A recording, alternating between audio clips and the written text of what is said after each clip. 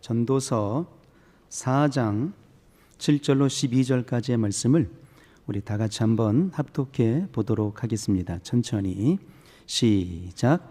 내가 또 돌이켜 해 아래서 헛된 것을 보았도다. 어떤 사람은 아들도 없고 형제도 없으니 아무도 없이 홀로 있으나 수고하기를 맞이 아니하며 부를 눈에 족하게 여기 아니하면서도 이르기를 내가 누구를 위하여 수고하고 내 심령으로 낙을 누리지 못하게 하는고 하나니 이것도 어때요 무익한 노고로다. 두 사람이 한 사람보다 나음은 저희가 수고함으로 좋은 상을 얻을 것임이라. 혹시 저희가 넘어지면 하나가 그 동물을 붙들어 일으키려니와 홀로 있어 넘어지고 붙들어 일으킬 자가 없는 자에게는 화가 있으리라. 두 사람이 함께 누우면 따뜻하거니와 한 사람이면 어찌 따뜻하랴. 한 사람이면 패하겠거니와 두 사람이면 능히 당하나니 삼겹줄은 쉽게 끊어지지 아니하느니라. 아멘. 오늘은 함께함이 아름다운 공동체라는 제목으로 은혜를 나눠보고자 합니다. 우리가 개혁의 발걸음을 뒤돌아보게 되니까 벌써 만 9년의 걸음을 걷게 되었습니다. 상상해 봅니다. 뒤돌아서 들여다보게 되니까 말이에요. 엄청난 많은 일들이 일어났잖아요. 이 모든 많은 일들, 위기와 역경과 고난들도 있었고요. 기쁨도 감사도 영광도 있었어요. 이 시간의 여정들 속에 많은 이들이 세워지기도 했고 많은 이들이 등지기도 했어요. 많은 이들이 아파하기도 했고 많은 이들이 또 하나님의 영광이 빛 가운데에 들어가는 기쁨의 역사도 경험하기도 했어요. 그런데 이 사실들 속에 우리가 좀 더 깊숙이 들여다볼 필요는 과연 홀로 이 모든 9년의 여정의 걸음을 걸어왔을까 하는 것입니다. 우리가 이 개혁의 모든 여정들이 홀로 서 있지 않았다는 사실이에요. 여기까지 올 수 있었던 모든 배경의 근원들 속에서는 지금 함께 예배하고 있는 저와 여러분들이 같이 있었기 때문에 가능했던 일들이다라는 사실인 겁니다. 그래서 우리의 신앙의 여정들은 어떤 신앙이겠어요? 동역의 여정인 겁니다. 홀로서는 할 수 있는 분량들이 아닌 거거든요. 이 9년의 여정들을 되돌아보게 될 때 말이에요. 사무엘상 7장 12절의 장면이 이렇게 쭉 오버랩이 됩니다. 사무엘 선지자가 사역하고 있을 당시에 블레셋의 압제를 받죠. 그리고 블레셋의 침공을 받습니다. 그때 사무엘이 가장 먼저 한 일들은 군사를 징집함이 아니었고 하나님 앞에 무릎 꿇거든요. 하나님 도우소서. 그때 하나님께서 사무엘 선지자의 기도를 들으시고 하나님께서 우레를 내리셔서 번개를 쳐가지고 말이에요.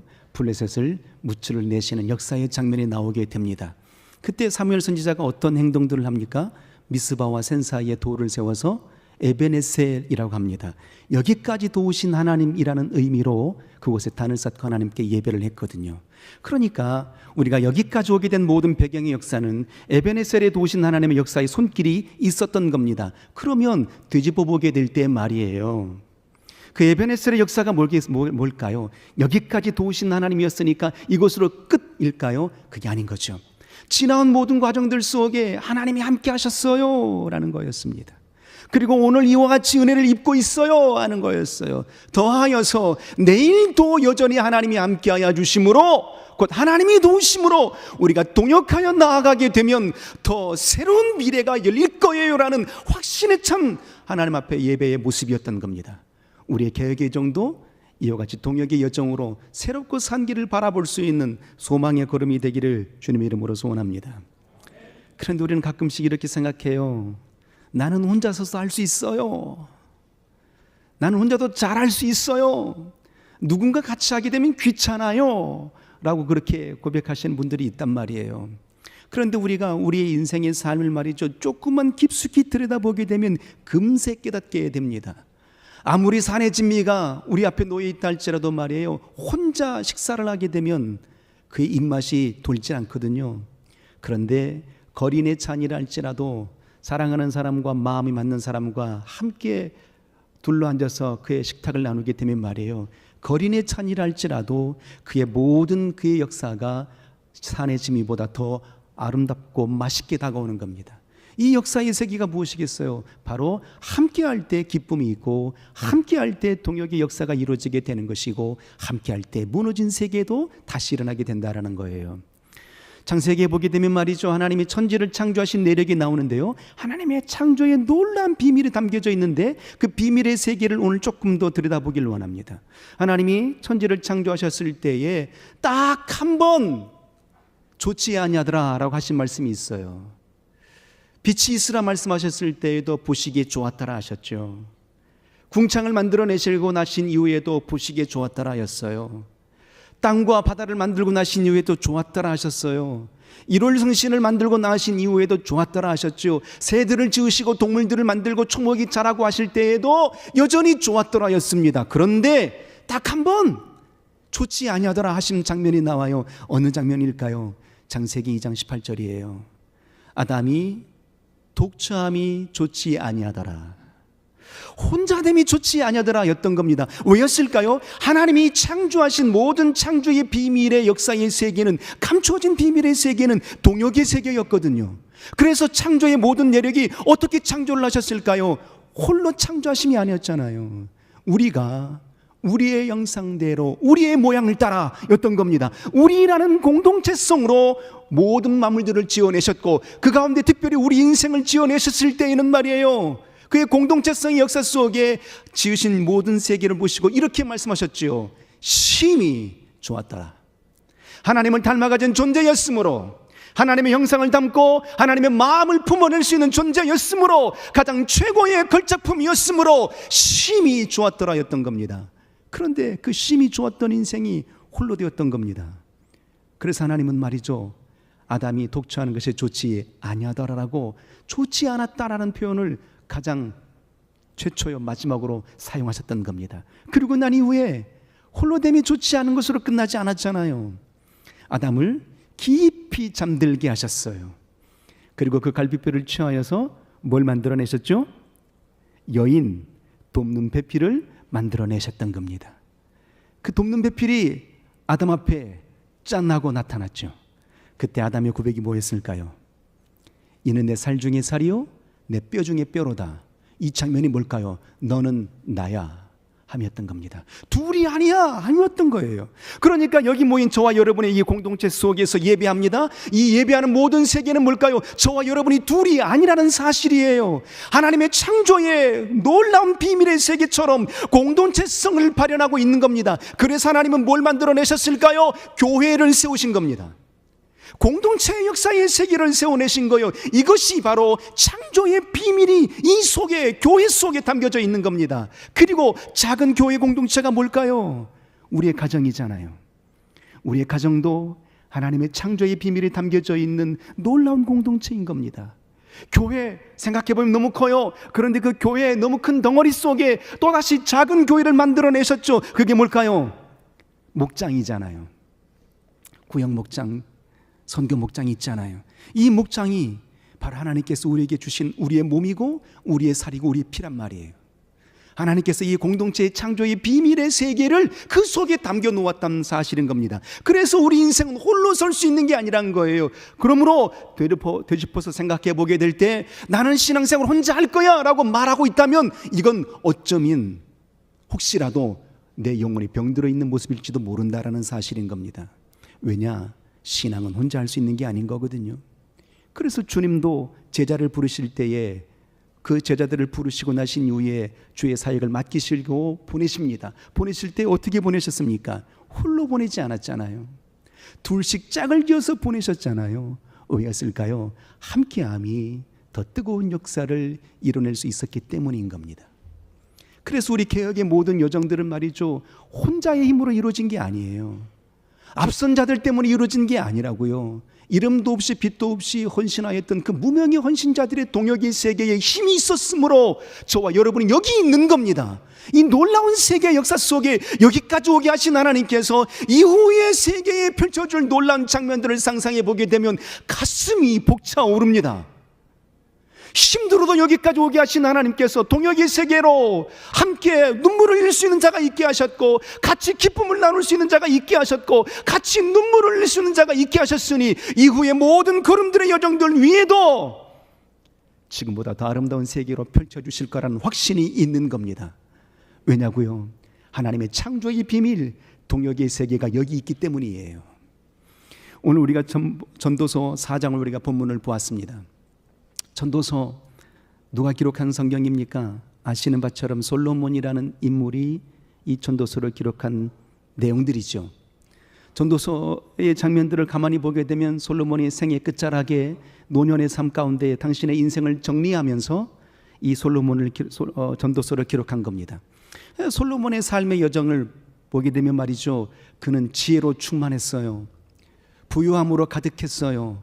명예도 있었어요. 권력도 있었어요. 누릴 것 다 누려본 사람이에요. 더 나아가 쾌락까지도 누려본 사람 아니겠어요? 그 모든 것을 다 누리고 난 이후에 최종적인 인생의 결론이 뭐였느냐 하는데, 그의 인생의 결론은 바로 이런 거였습니다. 헛되고 헛되며 헛되고 헛되니 모든 것이 헛되도다 였던 겁니다. 인생이 무상하도다 였던 겁니다. 그 가운데 가장 헛된 것이 뭐였을까 였는데, 부요함도 헛되었고 쾌락도 헛되었고 명예도 권력도 헛되었는데, 가장 헛된 모습이 뭐였을까를 되돌아보게 되니 오늘 본문의 장면입니다. 4장 7절로 12절까지 장면에 보게 되니까 홀로 남게 됨이 가장 헛된 것이로다 였던 겁니다. 하나님의 세계가 단절이 되고 주변 사람들과 그의 관계가 단절되고 홀로 남게 된 이 모습이 가장 헛되고 가장 안타까운 일이었음을 회고하는 장면의 모습입니다. 8절의 장면에 보니까 이렇게 성경은 그는 기록합니다. 어떤 사람은 아들도 없고, 자막 한번 볼까요? 어떤 사람은 아들도 없고 형제도 없으니 아무도 없이 홀로 있으나 수고하기를 맞이 아니하며 부를 눈에 족하게 여기지도 아니하면서도 그랬어요. 어떤 사람이 홀로 있다는, 혼자 남게 되었어요. 그런데 열심히 일했어요. 그래서 부유하게 되었죠. 주변을 돌아보니까 아무도 없어요.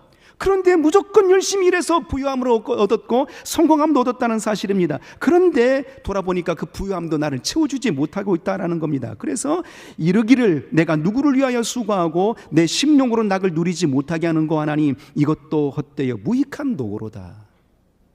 내가 아무리 성공을 향하여서 몸부림치고 달려와서 성공했고 부유함으로 되었지만 내 주변에 남는 이가 아무도 없던 겁니다. 그러면 이 부유함이 누구 것이 되겠는고? 이 부유함을 나눌 수 있는 자도 없고 이 부유함을 같이 기뻐할 자도 없구나. 이것이 가장 헛되도다라고 말하는 겁니다. 4절에 보게 되면 말이에요, 이렇게 또 고백하게 됩니다. 내가 또 본즉 사람이 모든 수고와 여러 가지 교묘한 일로 인하여 이웃에게 시기를 받으니 이것도 어때요? 바람을 잡으려는 것이로다. 우리 인생을 살아가게 될 때요, 잘 나가게 되면 많은 사람들이 칭찬도 해주지만 칭찬에 비해서 더 많은 사람들이 어떻게 합니까? 시기와 질투가 있잖아요. 시기와 질투 속에서 어떻게 합니까? 많은 사람들이 다 떨어져 나가거든요. 홀로 남게 된단 말이에요. 결국 어떻습니까? 그의 인생이 바로 헛되고 헛되다라고 말하고 있는 겁니다. 그래서 우리의 삶의 여정들은 어떤 인생이 되어야 되겠는가 하는 얘기죠. 부유함도 좋습니다. 지혜도 좋습니다. 명예도 좋습니다. 권력도 좋습니다. 그러나 홀로 되지 말아야 된다는 사실이에요. 동역의 세계가 바로 창조의 비밀이고, 동역의 세계가 주님이 우리에게 원하시는 하나님의 놀라운 역사의 명하심이란 사실인 거예요. 그러므로 끝까지 함께 동역의 세계로 나아가기를 주의 이름으로 소원합니다. 우리는 함께일 때 빛을 발할 수 있는 존재예요. 함께일 때에 주의 영광의 빛을 더 많이 발할 수 있는 존재인 겁니다. 그래서 오늘 9절에 이렇게 말합니다. 다시 한번 자막 한번 볼까요? 9절에 바로 솔로몬 이렇게 선언하게 됩니다. 두 사람이 한 사람보다 나음은 저희가 수고함으로 좋은 상을 얻은 것임이라 그랬어요. 두 사람이 한 사람보다 나음은, 이것이 바로 효율성에 대해서 말하고 있음이 아니잖아요. 1 더하기 1은 뭐죠? 2다라고 대답합니다. 그런데 1 더하기 1은 2가 아니고요, 3도 되고 4도 되고 무궁수가 나오게 되는 겁니다. 그래서 1 더하기 1은 말이죠, 효율성에 대해서 말하고 있는 게 아니라는 거예요. 두 사람이 한 사람보다 나으면 저희가 수고함으로 좋은 상을 얻을 것입니다. 다시 말하게 되면 하나님의 창조의 비밀의 세계를 이뤄내는 작업이 바로 공동체성이기 때문에 하나님이 기뻐하신 일이야라고 말하고 있는 겁니다. 우리가 하나님을 기쁘시게 할 수 있는 존재의 삶으로 살아가고자 원함이 주님을 닮고자 원하는 거잖아요. 그러면 주님을 닮고자 원하는 그 모든 것들 속에 겸손도 배워야 되겠고, 순종도 닮아야 되겠고, 헌신도 닮아야 되겠지만, 그보다 더 중요한 것들이 있다면 수고도 같이 수고하고, 헌신도 같이 동역하여 헌신을 이뤄내고, 주 하나님께 영광을 돌리시는 그 기쁨의 일들도 같이 동역하며 이뤄낼 수 있는 세계가 바로 하나님이 우리에게 원하시는, 하나님이 우리를 향하여서 기뻐하시는 믿음의 분량이라는 사실인 겁니다. 그러므로 끝까지 동역의 세계가 이루어지길 원합니다. 가정 속에서 왜 다툼이 일어날까요? 교회 속에서 왜 다툼이 일어날까요? 너와 내가 다르다라고 여기기 때문이에요. 나만 옳다라고 주장하기 때문이에요. 마치 아담이 그의 아내 하와를 보고 이는 내 살 중에 살이요 내 뼈 중에 뼈로다라고, 너는 나야라고, 너는 내 몸이라고 그렇게 선언할 수 있다면 다툼이 있을 수 있을까요? 이미 한 몸인데 말이에요. 그런데 서로가 내가 맞다라고 주장하는 겁니다. 대부분의 모든 사람들은 다 맞거든요. 틀린 사람들이 거의 없단 말이에요. 남편은 남편으로서 맞고 아내는 아내로서 그의 생각이 맞아요. 그런데 그 당신들의 맞음의 생각들을 내려놓지 않는 겁니다. 왜냐? 너와 내가 다르다라고 여기기 때문이에요. 교회 안에서도 마찬가지죠. 내 주장이 맞아요. 그러나 상대방의 주장도 맞다라는 얘기입니다. 그런데 내 주장이 꺾여지고 내 주장이 상달되지 않게 되면 어떤 마음이 듭니까? 자괴감이 들거든요. 상처가 되거든요. 아픔이 되거든요. 왜일까요? 내가 당신보다도 높아라고 여기기 때문이에요. 너와 내가 하나가 되지 못하였음을 말하고 있는 겁니다. 이미 동역이 아님을 말하고 있는 거거든요. 동역이 무너진다는 얘기는 하나님의 창조의 질서가 무너지고 있는 세계이기 때문에 결코 하나님이 기뻐하지 아니하신다. 그러므로 우리의 세계는 온전한 동역을 이루기 위해서 어찌해야 될까요? 나의 오름을 내려놓을 수 있는 복된 심령이 되기를 주의 이름으로 소원합니다.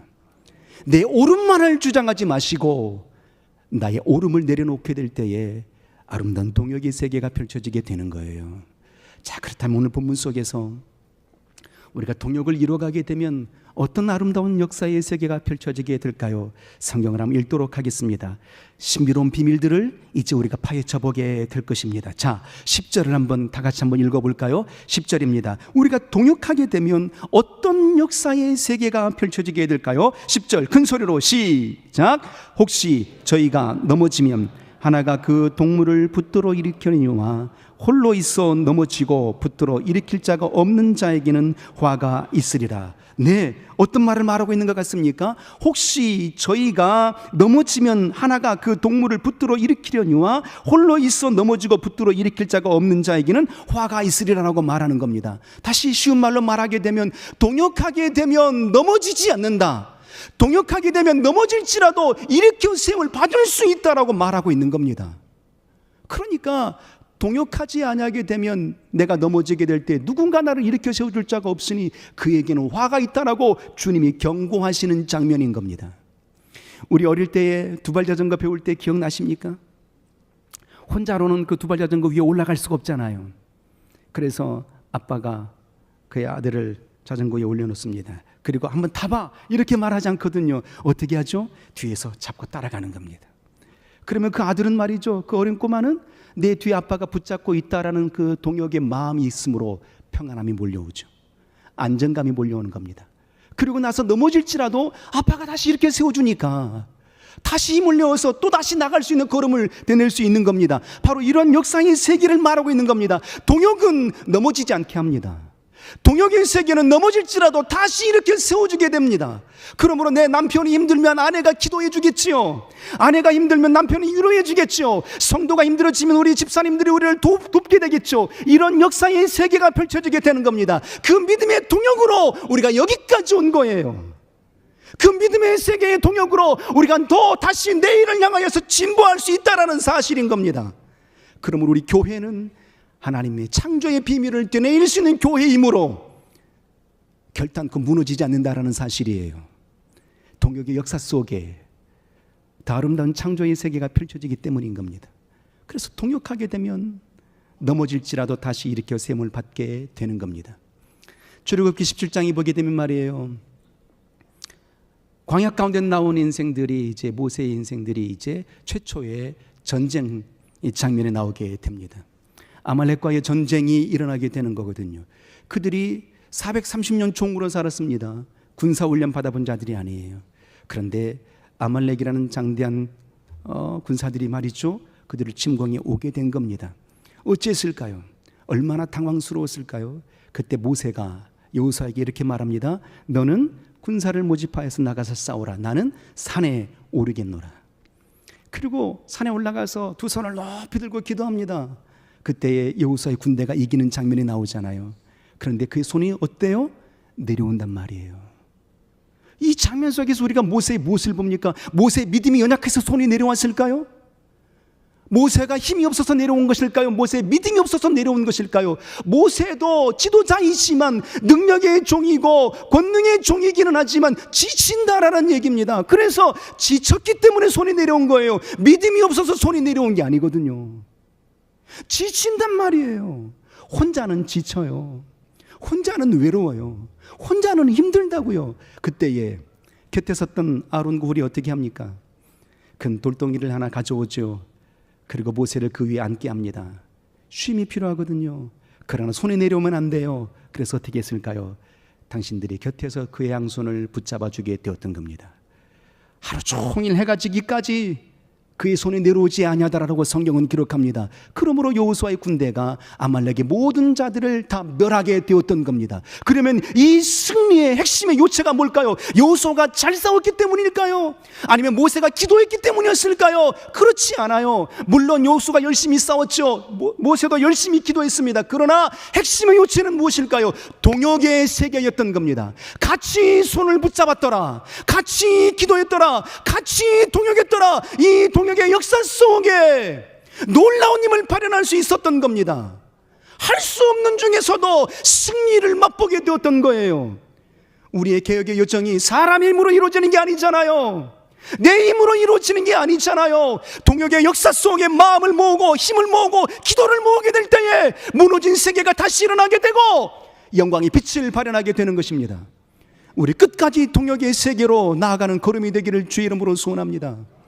느헤미야 2장을 봅니다. 느헤미야서를 보게 되면 무너진 성벽의 장면이 나오게 되잖아요. 바벨론의 포로로 끌려가게 되고 성벽이 완전히 무너졌어요. 이스라엘 민족에게 있어서 성벽이 무너졌다는 의미는 어떤 의미일까요? 그들의 신앙의 정체성이 무너졌다는 얘기입니다. 유일하신 하나님을 섬기고 전능하신 하나님을 섬김에도 불구하고도 그들의 성벽이 무너졌어요. 그러니까 치욕의 세계였던 겁니다. 그 치욕의 세계를 바라봅니다. 그때 느헤미야가 뭘 느끼게 되었을까요? 에스라가 먼저 돌아와서 이 성벽을 재건하고 싶었지만 실패했거든요. 느헤미야가 바라보는 겁니다. 그도 총독이었습니다. 사람을 부려서 사람을 사서 능히 할 수 있었을 겁니다. 그런데 그의 결론은 이거였습니다. 홀로 할 수 없습니다. 그리고 그렇게 선언합니다. 우리가 이 성벽을 일으켜보자. 누가요? 내가 아니라 저와 여러분들이 우리가 한번 일으켜보자 했더니 주변에 듣던 사람들이 선한 마음을 품더라 했던 겁니다. 함께여야 되는 겁니다. 어떤 부서만이 잘 나감이 아니라 어떤 기관만이 잘 나가는 것이 아니라 모두가 다 힘써야 되는 거예요. 그래야 우리 개혁의 역사 여정이 주의 영광의 빛으로 발현할 수 있는 겁니다. 어찌 보게 되면 말이죠, 한 부서만 잘 나가. 그리고 당신의 부서만 생각해. 이게 이기주의죠. 이게 바로 개인주의인 겁니다. 모두를 생각해야 되는 거거든요. 모두를 아우를 수 있어야 되는 겁니다. 그런데 자꾸만 우리 부서, 우리 목장, 우리 교회 이것만 생각해요. 단편적인 예가 그런 거잖아요. 다른 목장의 식구들의 이름은 아십니까? 다른 목장의 식구들의 기도의 제목은 아십니까? 모르잖아요. 예배당 안에서 장례가 나도요, 목장 식구 아니면 안 간단 말이에요. 예배당 안에서 애경사가 있음에도 불구하고도 내 목장 식구 아니면 안 돌아본단 말이에요. 이게 동역이라고 말할 수 있을까요? 이건 동역이 아닌 거예요. 이건 한 몸이 아닌 거예요. 예배당 식구라고 해봐야 100명의 안짝인데 말이에요. 그 100명 안짝도 안 되는 그 식구들을 돌아볼 수 없단 말이에요. 이게 어떻게 개혁이고 이게 어떻게 동역이 될 수 있겠어요? 그게 아니라는 사실인 거죠. 온 마음을 쏟아내야 되는 겁니다. 그들의 아픔이 나의 아픔이 되어야 되는 거예요. 그들의 기쁨이 나의 기쁨이 되어야 되는 겁니다. 이게 바로 동역의 세계였던 거죠. 그래서 느헤미야가 함께 일으켜보자 했을 때에 선한 마음을 품더라. 어떤 역사가 일어나게 되었을까요? 제사장들은 자신의 성벽에, 성전에 가까운 곳을 재건하게 되고, 상인들과 일반 사람들은 당신의 집 앞에 것들을 재건하게 됐더니 52일 만에 무너진 성벽이 재건이 되었던 겁니다. 동역하는 세계 속에 반대가 없었을까요? 동역이 세계 속에서도 능히 반대가 있었습니다. 산발락과 도비아가 말이죠, 우리의 왕을 배반하려는가? 우리의 왕을 대적하려는가? 너희가 쌓은 성은 여우가 지나가면 무너질 정도밖에 안 되라고 비난하고 조롱합니다.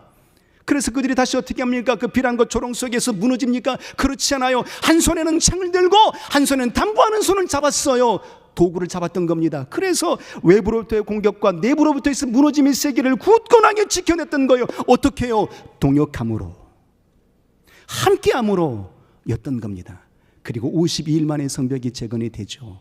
그 무너진 성벽이 재건이 되었을 때에 느헤미야 6장에는 이렇게 기록하고 있습니다. 이 역사는 하나님이 하셨도다.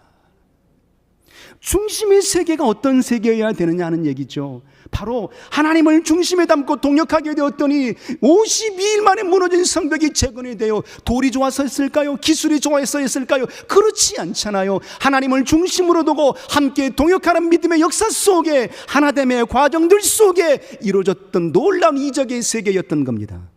우리는 이런 세계를 꿈꾸는 겁니다. 우리는 이런 신앙을 바라보게 되는 겁니다. 동역이어야 되는 겁니다.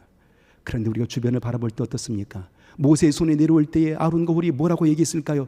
당신의 손에 내려오면 우리의 군사가 지고 있음을 보지 않습니까? 왜 손을 내리십니까? 라고 말하지 않았잖아요. 설교하지 않았거든요. 빈잔하지 않았거든요. 묵묵하게 그의 곁을 지켜줬던 겁니다.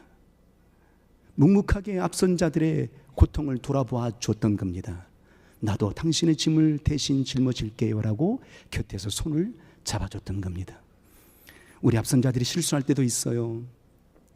먼저 된 자들이 무너질 때도 있다고요. 믿음이 없어서 무너지는 게 아닙니다. 믿음이 없어서 실수하는 게 아닙니다.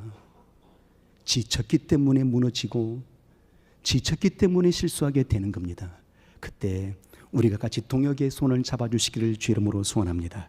다시 11절과 12절을 한번 읽도록 하겠습니다. 자, 11절, 12절 다 같이 한번 근소리 한번 읽어볼까요? 동역하게 되면 어떤 역사가 일어날까요? 넘어지지 않고 넘어질지라도 다시 일어나게 되고, 11절과 12절 시작. 두 사람이 함께 누우면 따뜻하거니와 한 사람이면 어찌 따뜻하랴. 한 사람이면 배하겠거니와 두 사람이면 능히 당하나니 삼겹줄은 쉽게 끊어지지 아니하느니라. 아멘. 두 사람이 함께 누우면 따뜻하거니와 한 사람이면 어찌 따뜻하랴 그랬어요. 함께 하게 되면 따뜻해진다는 얘기예요. 성경에는 믿음에 대해서 온도로 표현함을 많이 합니다. 사랑이 식어지리라. 뜨겁든지 차갑든지 알아. 미지근하면 도하여 내치리라. 너의 열정이 식었도다라고 온도에 대해서 표현한단 말이에요. 그러면 우리의 사랑의 온도, 믿음의 온도가 어떻게 되겠느냐라는 얘기죠. 그러면 우리가 가끔씩 우리가 예배하게 될 때 자신 스스로를 돌아봅니다. 예배의 감동이 사라질 때가 있거든요. 찬양에도 감동이 안 될 때가 있거든요. 예배가 형식에 치우칠 때가 있거든요. 그때 홀로 있으면 그의 무너진 예배가 살아납니까? 감동이 없는 찬양이 살아납니까? 그렇지 않거든요. 예배에 감동이 없어도, 찬양에 감흥이 없어도 함께 모이는 곳에 동역하게 되고 예배하는 속에 나와 있게 되면 어떤 역사가 일어날까요? 뜨거운 심령이 불일 듯 일어나게 되는 거거든요. 무뎌졌던 심령이 다시 살아나는 역사를 보게 되는 거거든요. 그래서 저는 여러분들에게 강조하고 싶습니다. 함께 부르짖는 금요기도에 오소서. 아멘들 안 하시는군요. 내 마음이 뜨겁질 않아. 기도가 살아나지 않아. 기도가 살아나지 않기 때문에 집에 혼자 있으면 기도가 살아납니까?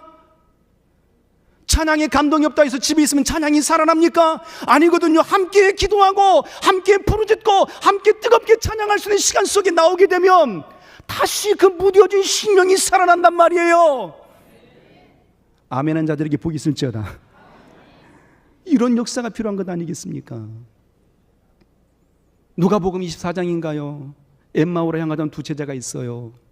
주님이 죽으시고 부활하셨거든요. 그 소식을 들었지만 믿지 못했던 겁니다. 그래서 두 사람이 함께 엠마오를 향해 가고 있었어요. 중요한 것은 혼자 가지 않았다는 겁니다. 둘이 갔어요. 가던 길에 묻기도 하고 대답하기도 하고 이것저것 나눴죠. 그런데 어느 순간에 주님이 곁에 서서 그들에게 답변해 주시고 말씀을 나눠줬어요. 그때 어떤 역사가 일어났을까요? 마음이 뜨거워지더라. 동역하게 될 때 마음이 뜨거워지는 겁니다. 함께하게 될 때 무뎌진 심령들이 소생하게 되는 겁니다. 그리고 마지막으로 12절에 말씀하잖아요. 한 사람이면 폐하겠거니와 두 사람이면 등이 당하나니 삼겹줄은 쉽게 끊어지지 않는다 하는 겁니다. 저의 이야기로 오늘 설교를 갈무리하고자 합니다. 지난 명절 때 저희 큰누님을 이제 배웠어요. 우리 큰누님 덕분에 우리 가정에 복음이 들어오게 되었고, 제가 이제 지금처럼 주의 사역을 감당하는 여정으로 가게 되었죠. 우리 큰누님이 그래요. 동생 목사님을 위해 설교를 듣고 은혜를 받고 있는데, 동생 목사님을 위해서 부모님이 살아계셨더라면 정말 많이 기도해 줬을 것 같은데 아빠 엄마가 없으니 기도해 줄 사람이 많이 부족하겠어요. 그럼 우리 이제 내가 동생 목사님을 위해서 기도해 줄게요 하는 거예요. 얼마나 감동스럽습니까? 그때 제 생각에, 머릿속에 스치는 생각이 있었습니다. 누님이 저를 위해서 기도해 주면 제게 힘이 될 것 같습니다. 그런데 걱정하지 마세요. 제 지나온 사역에 보게 되면 어느 예배당에 모 권사님과 모 집사님이 저를 위해서 무척 기도해 주십니다. 그리고 지금 현재 사역하고 있는 예배당 속에서도 많은 분들이 저를 위해서 기도해 준 분들이 많아요. 그래서 제가 이렇게 하고 있는 거예요 라고 말하고 싶었어요. 혼자 된 게 아니라는 사실이에요. 누군가 곁에서 기도해 주고 응원해 줬기 때문에, 그 동역의 역사 때문에 우리가 지금 이렇게 서 있는 겁니다. 이런 아름다운 동역의 역사가 매일처럼 펼쳐지기를 주 이름으로 축복합니다. 할렐루야. 우리 옆에 분에게 인사를 나누겠습니다. 당신은 나의 동역자이십니다.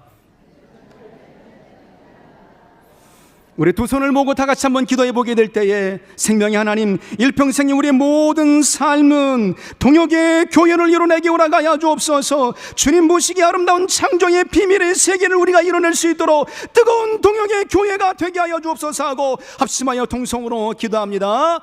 하늘의 하나님,